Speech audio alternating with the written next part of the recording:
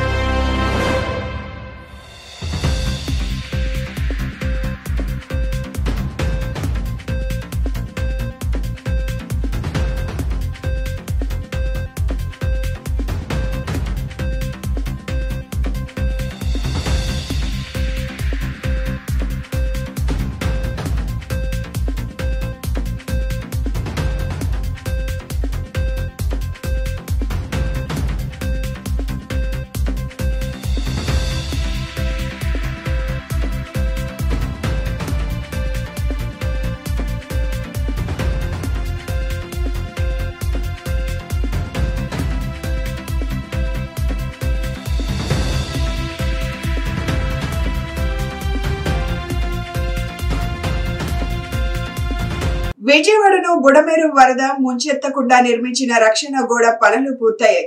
Velagaleru head regulator నుంచి 365 మీటర్ల మేర 23 కోట్లతో ఈ ఛానల్ నిర్మించారు.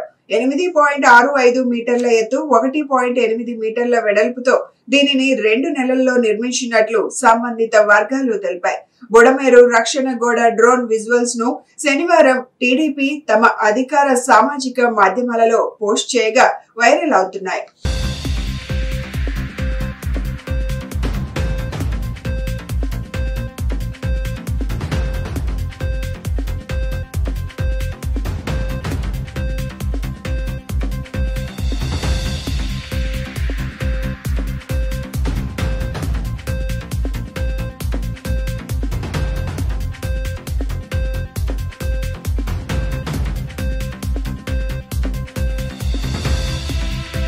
ఇంద్రకీలాద్రిపై కొలువు తీరిన జగజ్జనని కనకదుర్గమ్మ ఆషాఢ సారె మహోత్సవాలు కన్నుల పండుగగా కొనసాగుతున్నాయి. ఇందులో భాగంగా 6వ డివిజన్ పరిధిలోని బ్రహ్మానందరెడ్డి నగర్ 2వ లైన్ లో ఆషాఢ సారె మహోత్సవ కమిటీ నేతృత్వంలో అమ్మవారికి సారె సమర్పణ అంగరంగ వైభవంగా నిర్వహించారు. వరుసగా 4వ ఏడాది సారె సమర్పిస్తున్నామని శ్రీ కనకదుర్గమ్మ ఆషాఢ సారె మహోత్సవ కమిటీ ప్రతినిధులు తెలియజేశారు. అమ్మలగన్న అమ్మ బెజవాడ కనకదుర్గమ్మను తమ ఇంటి ఆడపడుచుగా భావించి భక్తజన సంఘాలు ఆషాఢ సారెను సమర్పిస్తున్నాయి. చుట్టుగుంట బ్రహ్మానందరెడ్డి నగర్ 2వ లైన్ లో ఆషాఢ సారె మహోత్సవ కమిటీ నేతృత్వంలో దుర్గమ్మకు సారె సమర్పణ మహోత్సవం అత్యంత వైభవంగా నిర్వహించారు. తొలుత దుర్గమ్మకు షోడశోపచార పూజలు నిర్వహించారు. అనంతరం డప్పు వాయిద్యాల నడుమ అమ్మవారి గ్రామోత్సవం వైభవంగా జరిగింది. ప్రతి ఇంటి వద్ద అమ్మవారికి భక్తి శ్రద్ధలతో నీరాజనాలు సమర్పించారు. అనంతరం కమిటీ ప్రతినిధులు మహిళలు చీరలు సారె ఇతర మాంగళ్య ద్రవ్యాలతో ఇంద్రకీలాద్రికి తరలి వెళ్లారు. ఈ సందర్భంగా స్థానిక కార్పొరేటర్ వియ్యపు అమర్నాథ్ మాట్లాడుతూ మా డివిజన్ లోని బ్రహ్మానందరెడ్డి నగర్ 2వ లైన్ వాసులు ప్రతి ఏటా అమ్మవారికి సారెను సమర్పించడం ఆనవాయితీగా వస్తుందన్నారు. అమ్మవారి ఆశీస్సులు అందరిపై ఉండాలని ఆయన ఆకాంక్షించారు. ఆషాఢ సారె మహోత్సవ కమిటీ ప్రతినిధులు ప్రసాద్ శ్రీనివాస్ మాట్లాడుతూ ఆషాఢ మాసంలో కనకదుర్గమ్మ వారికి సారె సమర్పించడం తమ అదృష్టంగా భావిస్తున్నామన్నారు. తనతో పాటు తమ పిల్లలు కూడా ఈ ఆనవాయితీని కొనసాగిస్తారన్న ఆకాంక్షను వ్యక్తం చేశారు. ఇందుకు సహకరించిన అందరికీ ధన్యవాదాలు తెలిపారు.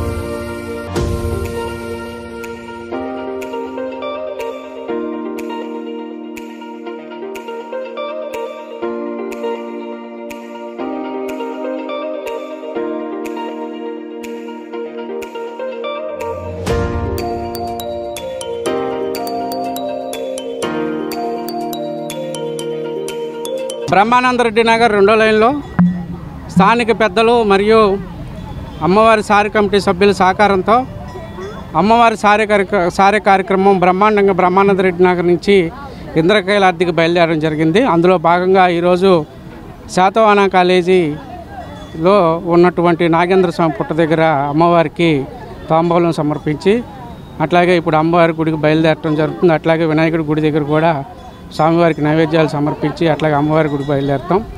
అమ్మవారి యొక్క ఆశీస్సులు ఈ 6వ డివిజన్ ప్రజానీకం మీద, అలాగే ముఖ్యంగా ఏదైతే ఇది 4వ సంవత్సరం ఈ కార్యక్రమం ఇంత దిగ్విజయంగా కమిటీ వారి సహకారం మరి అలాగే పెద్దల సహకారంతో ఈరోజు ఇంత బ్రహ్మాండంగా మేము ఎప్పుడు ఇంత బ్రహ్మాండంగా ఈ కార్యక్రమం జరుగుద్దని మేమందరం కూడా ఊహించలేదు. ఎందుకంటే అమ్మవారి ఆశీస్సులతో సంవత్సరం అంగరంగ వైభవంగా ఎన్నడూ లేని విధంగా ఈ కార్యక్రమం ఇంత సక్సెస్ అవడం, మరి ఇక్కడ ఉన్నటువంటి స్థానికుల సహకారం అట్లాగే కమిటీ వారి యొక్క కృషి, మరి అందరి యొక్క స్థానిక ప్రజానికం యొక్క ఆశీస్సులు మరి ఈ కమిటీకి ఉండాలని చెప్పి అమ్మవారి యొక్క ఆశీస్సులు ఈ కమిటీకి ఎల్లవెల్ల ఉంటాయని చెప్పి తెలియజేసుకుంటూ సెలవు తీసుకుంటా ఉన్నాం.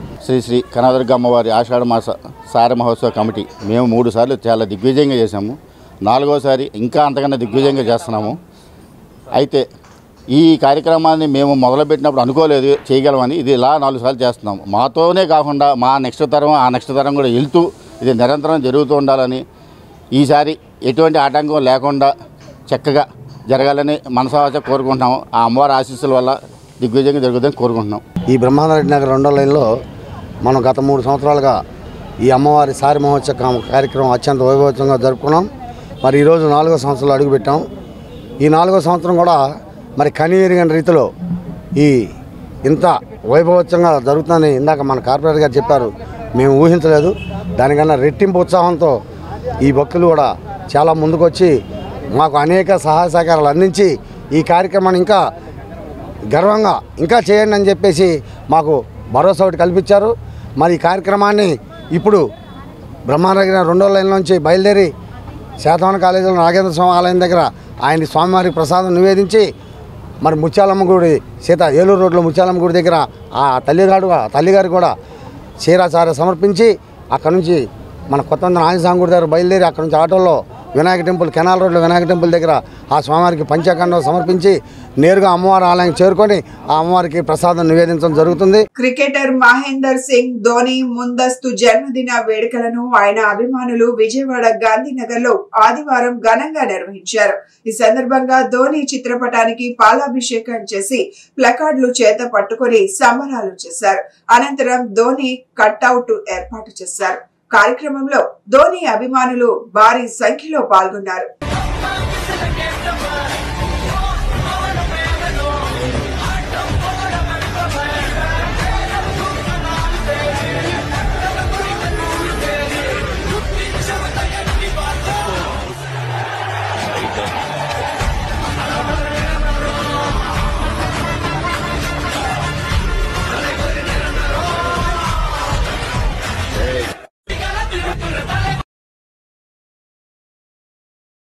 స్వాతంత్ర సమర యోధుడిగా, సంఘ సంస్కర్తగా, రాజకీయ నాయకుడిగా దేశానికి మాజీ ఉప ప్రధాని డాక్టర్ బాబు జగజ్జీవన్ రామ్ అందించిన సేవలు మర్చిపోలేమని వైసీపీ నేతలు తెలిపారు. కేంద్ర ప్రభుత్వంలో పలు శాఖల్లో తన పని తీరుతో ఆయన తనదైన ముద్రను వేశారని కొనియాడారు. తాడేపల్లి వైఎస్ఆర్సీపీ కేంద్ర కార్యాలయంలో మాజీ ఉప ప్రధాని డాక్టర్ బాబు జగజ్జీవన్ రామ్ వర్ధంతిని ఘనంగా నిర్వహించారు. ఈ సందర్భంగా పార్టీ నేతలు ఆయన చిత్రపటానికి పూలమాలలు వేసి ఘనంగా నివాళులర్పించారు. అనంతరం పలువురు నాయకులు మాట్లాడుతూ ఈ దేశంలో అసమానతలను రూపుమాపాలన్న లక్ష్యంతో తన జీవితాంతం జగజ్జీవన్ రావు చేసిన కృషి నేటికి అనుసరణీయమని అన్నారు. ఈ రోజు ప్రజాస్వామ్యాన్ని కాంక్షించే ప్రతి ఒక్కరూ బాబు జగజ్జీవన్ రామ్ వర్ధంతిని ఘనంగా జరుపుకుంటున్నారు. గతంలో సీఎంగా వైఎస్ రాజశేఖర రెడ్డి, గత 5 ఏళ్లలో సీఎంగా వైఎస్ జగన్ పాలన చూస్తే ఎంతగా జగజ్జీవన్ రామ్ వంటి మహనీయులు కోరుకున్న సమాజాన్ని తీసుకువచ్చేందుకు కృషి చేశారో అర్థమవుతుందని చెప్పారు. ఆనాడు బాబు జగజ్జీవన్ రామ్ దేశంలోనే అత్యంత సమర్థ నాయకుడిగా అనేక శాఖలను పర్యవేక్షించడం ద్వారా తన పాలనకే వన్నె తీసుకువచ్చారు. నిత్యం ఆయన సమాజంలో మార్పు రావాలని కోరుకున్నారు. ఆ మార్పును ఈ రాష్ట్రంలో వైఎస్ జగన్ తన పాలనలో ఆచరణలో చూపించారని తెలిపారు. నేడు అధికారంలో ఉన్న చంద్రబాబు వంటి వారు దళితుల్లో ఎవరైనా పుట్టాలని కోరుకుంటారా అంటూ బడుగు వర్గాలను కించపరిచేలా మాట్లాడారని మండిపడ్డారు. ఈ రోజున మహానుభావుడు కీర్తిశేషులు బాబు జగజ్జీవన్ రావు వర్ధంతి సందర్భంగా ముందుగా ఆయనకి గలనివాళులు అర్పిస్తూ, అలాగనే ప్రతి సంవత్సరం ఆయన గురించి మన అందరం కూడా ఆయన ఈ దేశానికి చేసిన సేవలు మనందరం కూడా చెప్పుకుంటూనే ఉన్నాం. కానీ ఎప్పుడైనా ఇదిగో జగజ్జీవన్ రావు ఆశయ సాధన కోసం మేము పనిచేసామని చెప్పే నాయకులు ఎవరన్నా ఉన్నారా అంటే గతంలోనూ ఎప్పటికీ వైఎస్ఆర్ ఫ్యామిలీ, అలాగనే రాజశేఖర రెడ్డి గారు తర్వాత జగన్మోహన్ రెడ్డి గారు మాత్రమే అవి కొనసాగించారు. ఏనాడు కూడా జగజ్జీవన్ రావు, అంబేద్కర్ గారి గురించో కూడా ఇప్పుడు ముఖ్యమంత్రిగా ఉన్న ఆయన, గతంలో ముఖ్యమంత్రిగా ఎప్పుడూ కూడా వాళ్ళ గురించి మాట్లాడిన దాఖలాలు, ఆ వీడియోలు కూడా మనకు కనిపించవు. ఈరోజు మహనీయుడు, బహుముఖ ప్రజ్ఞాశాలి, దళిత జాతుల యొక్క అభ్యున్నతి కోసం అవిరళంగా కృషి చేసినటువంటి మహనీయుడు బాబు జగజ్జీవన్ రావు గారి యొక్క వర్ధంతిని పురస్కరించుకొని వైఎస్ఆర్ కాంగ్రెస్ పార్టీ కేంద్ర కార్యాలయంలో ఈరోజు వారికి ఘనమైన నివాళులర్పిస్తూ ఈ కార్యక్రమాన్ని ఏర్పాటు చేయడం జరిగింది. మనందరికీ తెలుసు, భారత రాజకీయ వ్యవస్థలో జగజ్జీవన్ రావు గారి పాత్ర అమోఘం. రాజకీయాలలో ఒక దళితుడిగా ఏ ఒక్క వ్యక్తి చేయలేని పోర్ట్ఫోలియోలు, భారతావనిలో అన్ని పోర్ట్ఫోలియోలు చేసినటువంటి రాజకీయ నాయకుడు ఎవరూ లేరు, ఒక్క జగజ్జీవన్ రావు గారు మాత్రమే. ఏ పోర్ట్ఫోలియో చేసినా, ఏ శాఖ చేసినా తనదైన శైలిలో. జగజ్జీవన్ రావు గారి వర్ధంతి కార్యక్రమానికి పాల్గొన్నటువంటి ప్రతి ఒక్కరికి కూడా మనస్ఫూర్తిగా హృదయపూర్వకమైనటువంటి నమస్కారాలు తెలియజేస్తూ, ఈరోజు ఆంధ్ర రాష్ట్రంలో కాదు, భారతదేశంలోనే ప్రజాస్వామ్యాన్ని కాంక్షించే ప్రజాస్వామ్యవాదులందరూ కూడా బాబు జగజ్జీవన్ రావు గారి వర్ధంతిని పెద్ద ఎత్తున జరుపుకున్నటువంటి పరిస్థితులు మనం చూస్తూ ఉన్నాం. మరీ ముఖ్యంగా రాజశేఖర రెడ్డి గారు ముఖ్యమంత్రిగా పనిచేసినటువంటి కాలంలో కానీ, ఆ తర్వాత వైఎస్ఆర్ కాంగ్రెస్ పార్టీ అధినేత మన ప్రీతమ నాయకులు జగన్మోహన్ రెడ్డి గారు ముఖ్యమంత్రిగా పరిపాలన కొనసాగించిన 5 సంవత్సరాల పరిపాలన కాలంలో కానీ మనం ఒకసారి నిశ్చితంగా గమనిస్తే సమాజానికి 2 కళ్ళుగా ఉన్నటువంటి డాక్టర్ బిఆర్ అంబేద్కర్ గారి ఆలోచనల్ని, ఆశయాల్ని, మొహరం అంటే పండుగ కాదని దుఃఖ దినాలు అని మీర్జా జహీర్ అబ్బాస్ తెలిపారు. హజరత్ ఇమాం హుసేన్ మరియు ఆయన కుటుంబ త్యాగాన్ని మరవకూడదని సూచించారు. ఏ లక్ష్యం కోసం ప్రాణాలను సైతం లెక్క చేయకుండా పోరాడి అమరుడయ్యారో దాని నుండి మనం ప్రేరణ పొందాలని నిర్దేశించారు. పవిత్ర మొహరాన్ని పురస్కరించుకొని విజయవాడ ఏలూరు రోడ్ లో మసీద్ ఏ హుస్సేన్ ఆధ్వర్యంలో పాదచారులకు షర్బత్ పంపిణీ చేశారు. ఈ సందర్భంగా మీర్ జహీర్ అబ్బాస్ మాట్లాడుతూ, అల్లా అంతిమ దైవ ప్రవక్త మనవడు ఇమాం హుస్సేన్ తన సోదరుడు ఇమాం హుస్సేన్ తర్వాత అల్లా తరపున నియమించబడే నాయకుడని అన్నారు. దైవ ప్రవక్త నిజమైన అధికారి అని పేర్కొన్నారు. ఇస్లాం చరిత్రానుసారం యజీద్ ఒక అపకారి, తాగుబోతు, దుర్మార్గుడు, దుష్టుడని, నిర్దోషులను చంపిన ఘాతుకుడని చెప్పారు. సిరియాకు అధిపతిగా ఉన్న యజీద్ తనను నాయకుడిగా అంగీకరించమని ఇమాం హుస్సేన్ ను బెదిరించి భయపెట్టాడని అన్నారు. యజీద్ నాయకత్వం మానవాళి నాశనానికి కారణమని తెలిసి అతని నాయకత్వాన్ని ఇమాం హుస్సేన్ అంగీకరించలేదన్నారు. అందుకని యజీద్ సైన్యం హిజ్రీ 61వ సంవత్సరంలో మొహరం నెల 10వ తేదీన కర్బలా భూమిపై ఇమాం హుస్సేన్ ని, వారి ప్రాణ స్నేహితులు, అన్నదమ్ములు, కుమారులు, 6 నెలల పసిబిడ్డను 3 రోజుల పాటు అన్నపానీలకు దూరంగా ఉంచి మహిళల డేరాలను కాల్చి అన్యాయంగా అతి కిరాతకంగా చంపారన్నారు. అనారోగ్యంతో ఉన్న ఇమాం హుస్సేన్ కుమారుణ్ణి కాళ్ళు చేతులకు సంఖ్యలు వేసి ముళ్ళ కిరీటాలు పెట్టి హింసించారని, నిస్సహాయులుగా ఉన్న కుటుంబ సభ్యులను ఒక పట్టణం నుంచి మరొక పట్టణానికి తిప్పుతూ అవమానపరిచారని చెప్పారు. మనసును కలిసి తుడిచివేసి ఈ సంఘటనను స్మరిస్తూ యావత్ ప్రపంచానికి సత్యాల మధ్య భేదాలను తెలియజేసేందుకు ఇస్లాం కోసం ప్రాణాలను ఆనందంగా త్యాగం చేసేవారు ఎవరూ తెలియజేయాలని ప్రతి సంవత్సరం శ్రద్ధాంజలి ఘటించడం జరుగుతుందన్నారు. మొహరం అంటే పండుగ కాదని దుఃఖ దినములని పేర్కొన్నారు. बिस्मिल्लाहिर रहमानिर रहीम व बिही नस्तईन व खैरुन नासिरिन व मुईन। सन 61 हिजरी 10 मुहर्रम को करबला के मैदान में इमाम हुसैन को मज़लूमाना तौर पे शहीद किया गया है।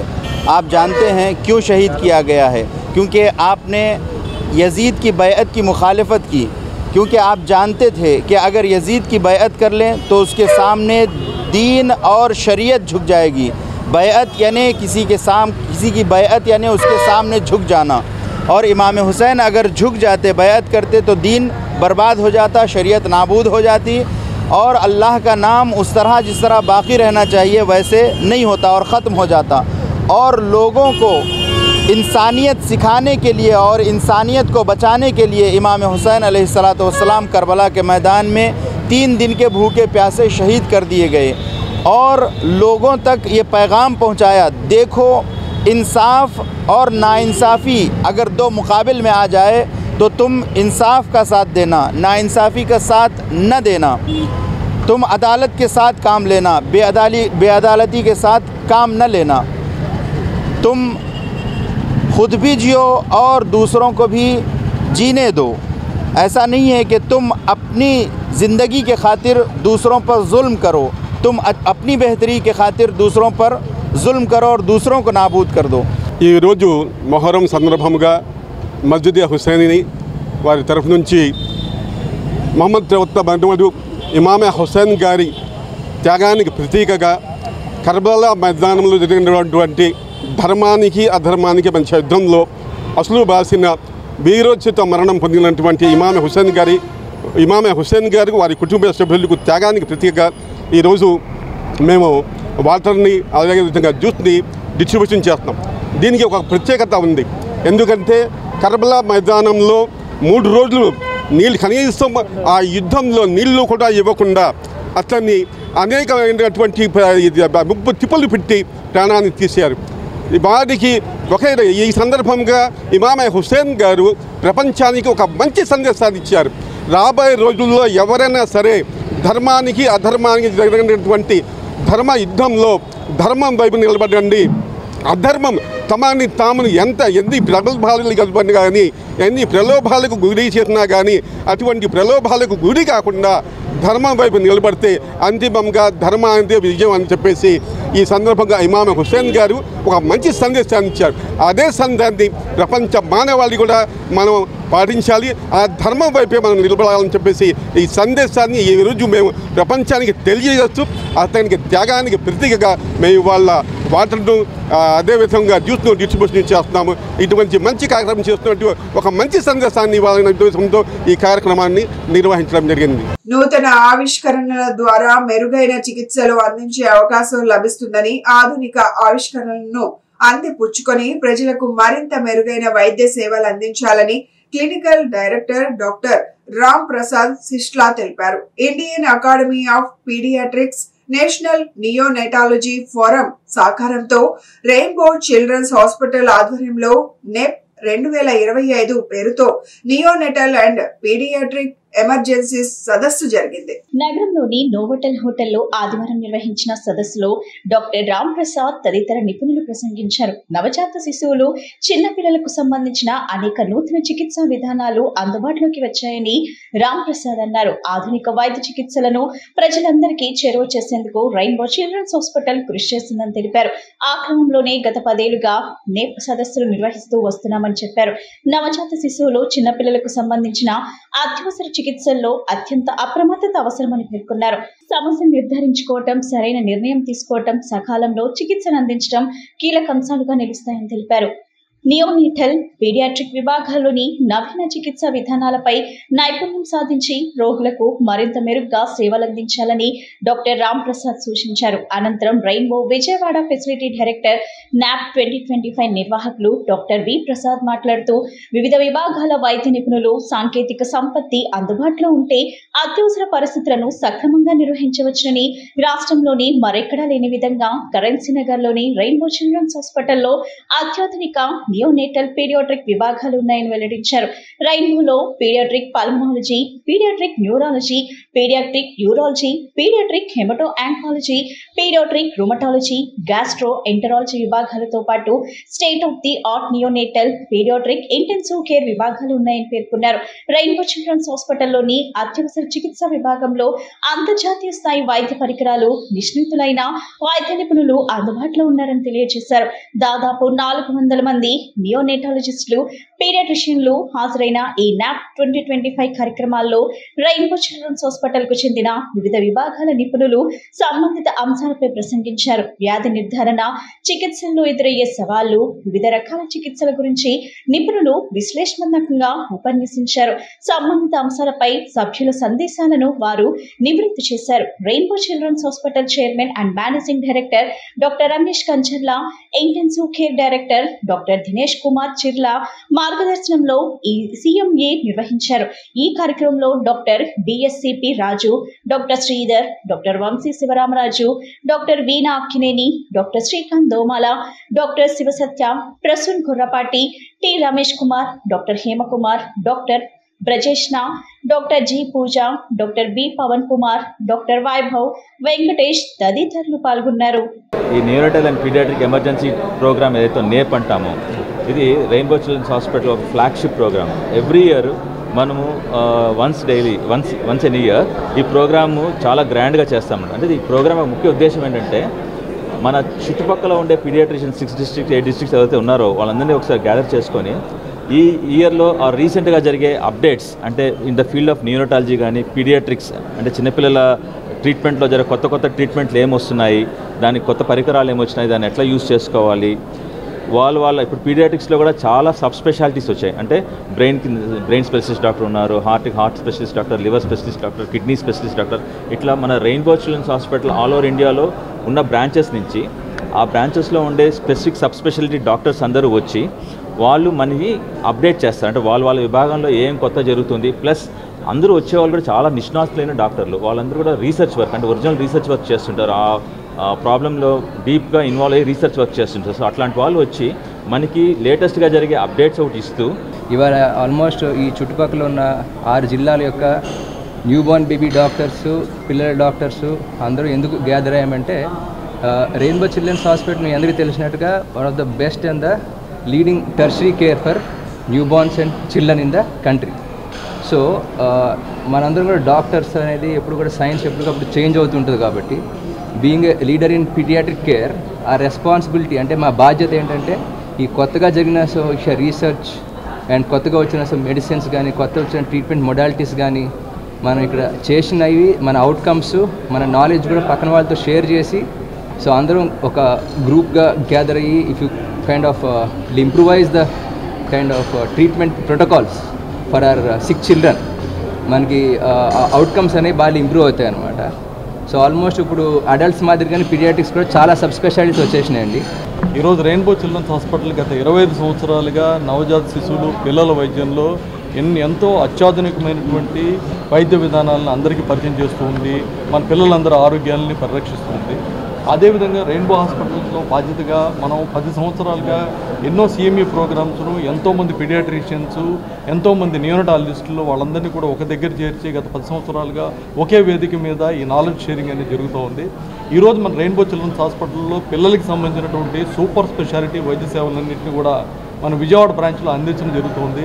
మనకి పీడియాట్రిక్ న్యూరాలజీ కానీ, పీడియాట్రిక్ నెఫ్రాలజీ కానీ, పీడియాట్రిక్ గ్యాస్ట్రోఎంట్రాలజీ, పీడియాట్రిక్ ఎండ్రోకెనాలజీ, అదేవిధంగా పీడియాట్రిక్ గ్యాస్ట్రోఎంట్రాలజీ కూడా మనకి వైద్య సదుపాయాలు మనకి ఈరోజు రెయిన్బో చిల్డ్రన్స్ హాస్పిటల్ విజయవాడలో అందుబాటులో ఉన్నాయి.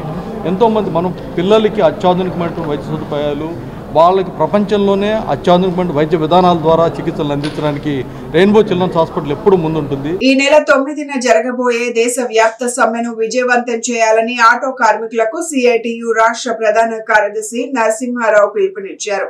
కార్పొరేట్ సంస్థల ప్రయోజనాలను కాపాడేందుకు మోడీ సర్కార్ లేబర్ కోడ్లను ప్రవేశపెట్టిందని మండిపడ్డారు.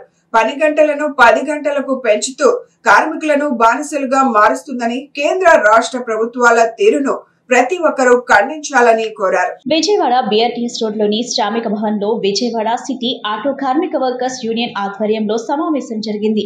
ఈ కార్యక్రమానికి సిఐటియు రాష్ట్ర ప్రధాన కార్యదర్శి నరసింహరావు ముఖ్య అతిథిగా పాల్గొన్నారు. ఈ నెల 9న జరగబోయే దేశవ్యాప్త సమ్మెను విజయవంతం చేయాలని ఆటో కార్మికులకు ఆయన పిలుపునిచ్చారు.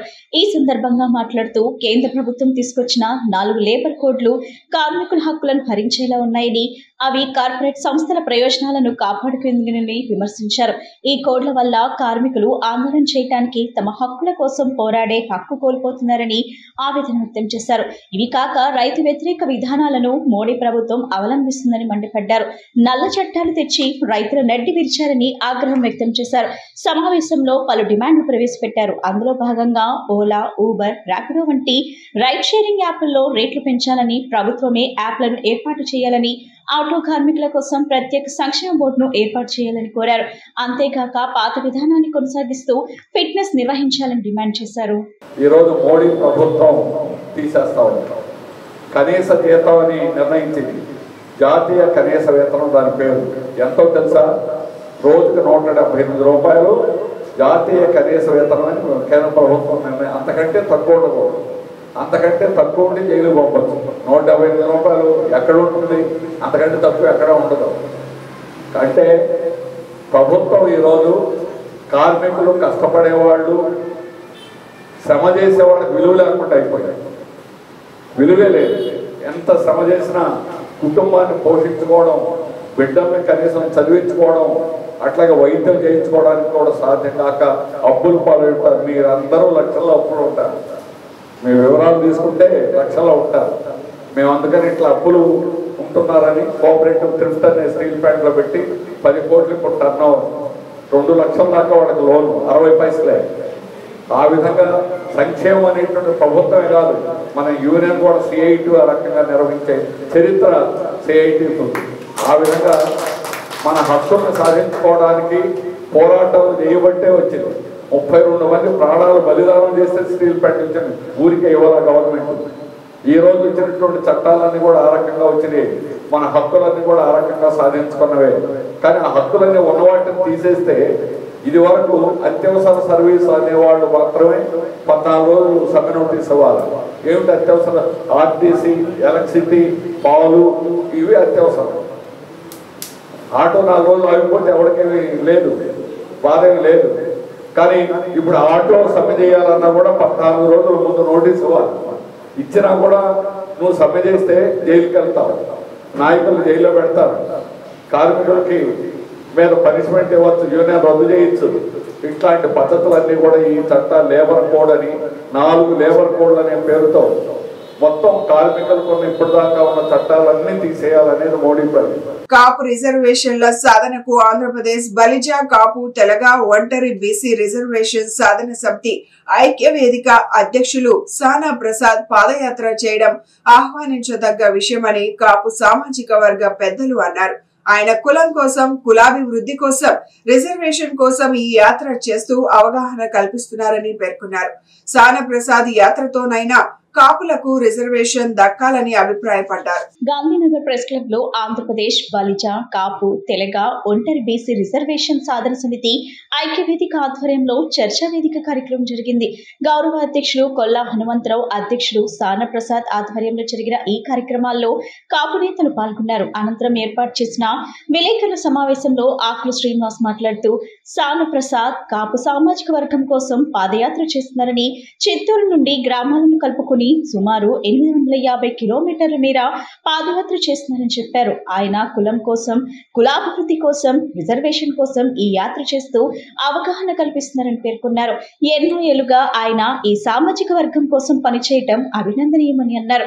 అనంతరం కాపు నేత సుబ్రహ్మణ్యం మాట్లాడుతూ కాపులకు రిజర్వేషన్ కోసం అనేక మంది ఉద్యమాలు చేశారని, వారి స్ఫూర్తితో సానా ప్రసాద్ పాదయాత్ర చేయటం ఆహ్వానించదగ్గ విషయమని అన్నారు. కాపుల్లో విపరీతమైన ఆందోళన, ఆవేశం ఉన్నాయని, వారి ఆవేశాన్ని అర్థం చేసుకుని ప్రసాద్ కాపు రిజర్వేషన్ కోసం పాదయాత్ర చేస్తున్నారని వెల్లడించారు. అనంతరం సామ్నా ప్రసాద్ మాట్లాడుతూ కాపు జాతి కోసం అనేక మంది ఉద్యమాలు చేశారని, వారిని స్ఫూర్తిగా తీసుకుని కాపు రిజర్వేషన్ కోసం చిత్తూరు నుండి అమరావతి వరకు పాదయాత్ర చేపట్టానని తెలిపారు. పాదయాత్రలో కాపు సామాజిక వర్గాన్ని కలుపుకుంటూ వారి కష్టాలను తెలుసుకున్నానని చెప్పారు. 28 రోజుల పాటు 8 జిల్లాలు పర్యటించినట్లు తెలిపారు. యువకుడు, ఉత్సాహవంతుడు, కాపు కులం మీద అమితంగా ప్రేమ ఉన్న వ్యక్తి.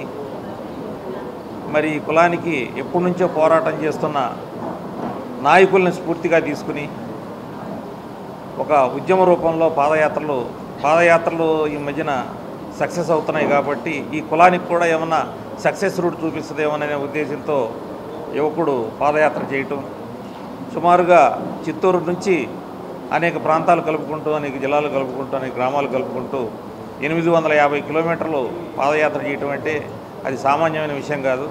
ఆయనకి ఏదో పదవి కోసమో, డబ్బు కోసమో, వ్యాపారం కోసమో, లేకపోతే వ్యాపార ప్రకటన కోసమో మరి ఇతను పాదయాత్ర చేసింది కాదు. పట్టుమని 10 కిలోమీటర్లు నడుస్తామంటేనే మోకాళ్ళ నొప్పులని యువకులు కూడా కూర్చునే పరిస్థితి ఈ రోజున మనం చూస్తూనే ఉన్నాం. అలాంటిది ఈ కులం కోసం, కులం అభివృద్ధి కోసం కాపు రిజర్వేషన్ ఎంతోమంది పెద్దలు, ఎంతోమంది యువకులు కాపు రిజర్వేషన్ కావాలని కోరుకుంటూ అనేక ఉద్యమాలు చేశారు. అలాంటి ఉద్యమ స్ఫూర్తి తీసుకున్న సానా ప్రసాద్ మళ్ళీ తిరిగి కాపు రిజర్వేషన్ కోసం పాదయాత్ర చేయటం అనేది చాలా హర్షణీయం. ఎందుకంటే తెలంగాణ ఉద్యమాన్ని మనం స్ఫూర్తిగా తీసుకుని ఉంటే ఎంతోమంది ఎన్నో రకాలుగా తెలంగాణ ఉద్యమం కోసం ప్రయత్నం చేసిన ఫైనల్గా రిజల్ట్ అనేది కేసీఆర్ వాళ్ళు వచ్చింది. పలు పేర్లతో పిలువబడుతున్నటువంటి నా జాతి బలిజ, కాపు, ఒంటరి, తెలగ అందరికీ కూడా ఉన్నటువంటి దీర్ఘకాలిక సమస్యలాగా రిజర్వేషన్స్ చరిత్రలో నాకు పెద్దగా తెలియకపోయినా నా పెద్దల నుండి, పోరాట యోధుల నుండి, నా కుల చరిత్ర తెలిసినటువంటి పెద్దల దగ్గర నుంచి నేను ఇన్ఫర్మేషన్ తీసుకొని నేను కూడా నా జాతికి ఏదో ఒకటి చేయాలని సంకల్పించి ఈ రిజర్వేషన్ సమస్య ఎందుకు వచ్చింది, దీనికి పరిష్కారం ఏంటి అని నేను మూలాలు వెతుక్కుంటూ చిత్తూరు నుండి అమరావతి వరకు శాంతియుత పాదయాత్ర చేపట్టా.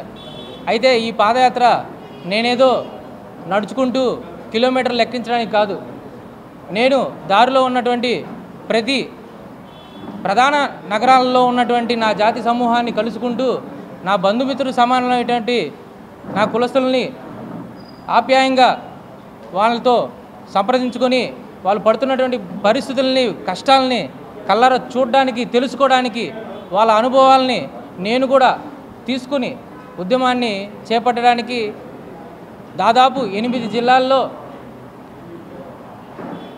858 కిలోమీటర్లు 28 రోజుల్లో నేను పూర్తి చేసుకుని అమరావతికి చేరుకున్నా. సామాన్యులకు వైద్యం అందుబాటులోకి తీసుకురావాలన్న ఉద్దేశంతో 15 ఏళ్ల సుదీర్ఘ అనుభవంతో గీతిక ఉమెన్స్ ఆసుపత్రిని ప్రారంభించామని ఎండి డాక్టర్ గుమ్మడి స్వప్న చెప్పారు. నగరవాసులు ఈ అవకాశాన్ని సద్వినియోగం చేసుకోవాలని కోరారు. ఏలూరు రోడ్లోని కోకా చలపతిరావు వీధిలో నూతనంగా ఏర్పాటు చేసిన గీతిక ఉమెన్స్ హాస్పిటల్ ను ఎండి డాక్టర్ గుమ్మడి స్వప్న లాంఛనంగా ప్రారంభించారు. ఈ సందర్భంగా వెటర్నరీ, గైనకాలజీ, లాప్రోస్కోపీ విభాగాలను ప్రారంభించి శాస్త్రోక్తంగా పూజలు చేశారు. అనంతరం ఆమె మాట్లాడుతూ సామాన్యులకు వైద్యం అందుబాటులోకి తీసుకురావాలన్న ఉద్దేశంతో 15 ఏళ్ల సుదీర్ఘ అనుభవంతో ఈ ఆసుపత్రిని ప్రారంభించామని చెప్పారు. ఆసుపత్రిలో అత్యాధునిక పరికరాలు, అన్ని సదుపాయాలను అందుబాటులో ఉంచడం జరిగిందన్నారు. ఓపీతో పాటు త్వరలో పీడియాట్రిక్ సేవలు కూడా అందుబాటులోకి తీసుకొస్తామన్నారు. క్యాజువాలిటీ, ఎమర్జెన్సీ సేవలు కూడా ఉన్నాయని చెప్పారు.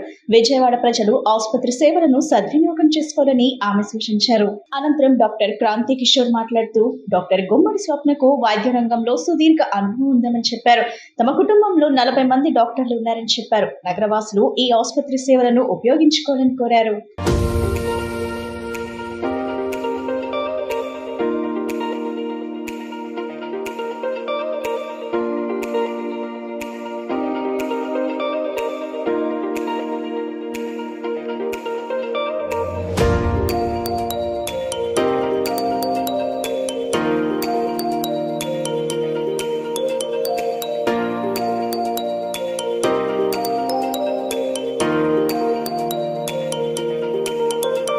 Women's hospital. నేను డాక్టర్ స్వప్న గుమ్మడి అండి.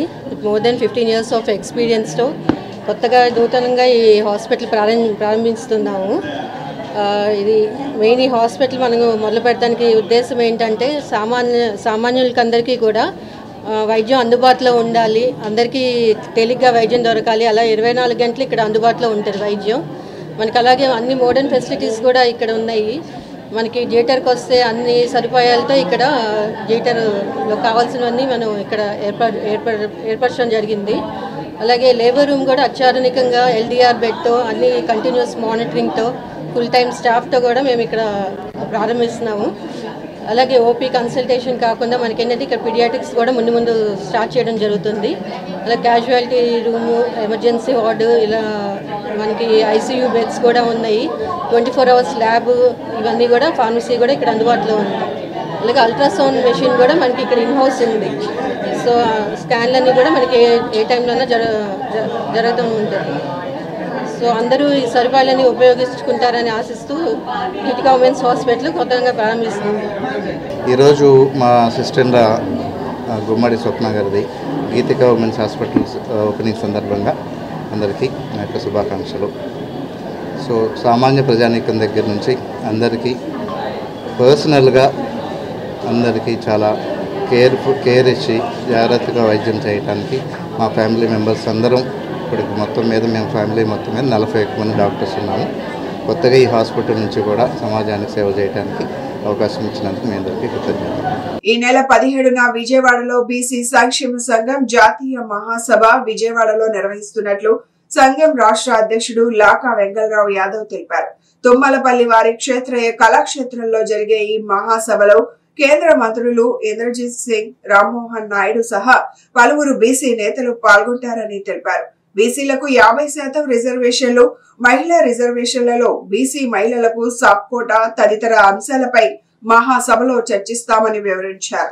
బందర్రోడ్లోని జాతీయ బీసీ సంక్షేమ సంఘం కార్యాలయంలో జాతీయ బీసీ సంక్షేమ సంఘం మహాసభ పోస్టర్ ను విడుదల చేశారు. ఈ కార్యక్రమంలో సంఘం అధ్యక్షుడు లాగా వెంకటరావు యాదవ్, సంఘ ప్రతినిధులు ఆవుల నరసింహారావు, యలమందరావు, కృష్ణమోహన్, ఇతర బీసీ నేతలు పాల్గొని పోస్టర్ ను ఆవిష్కరించారు. అనంతరం వారు మాట్లాడుతూ ఈ నెల 17న విజయవాడలో జరిగే జాతీయ బీసీ సంక్షేమ సంఘం జాతీయ మహాసభలో బీసీలు ఎదుర్కొంటున్న సమస్యలపై విస్తృతంగా చర్చిస్తామని తెలిపారు. కేంద్ర మంత్రులు Indrajit Singh, Rammohan Naidu, national BC commission chairman Gangaram, MP Beeda Mastan Rao తదితరులు ఈ మహాసభకు హాజరవుతున్నారు. 60% ఉన్న బీసీలు సామాజికంగా, ఆర్థికంగా, రాజకీయంగా వెనుకబడి ఉన్నారన్నారు. జనాభా తమాషా ప్రకారం బీసీలకు 50% రిజర్వేషన్లు అమలు చేయాలని పోరాటాలు చేస్తూనే ఉన్నామన్నారు. రాష్ట్ర వ్యాప్తంగా రథయాత్ర కూడా నిర్వహించామని వివరించారు.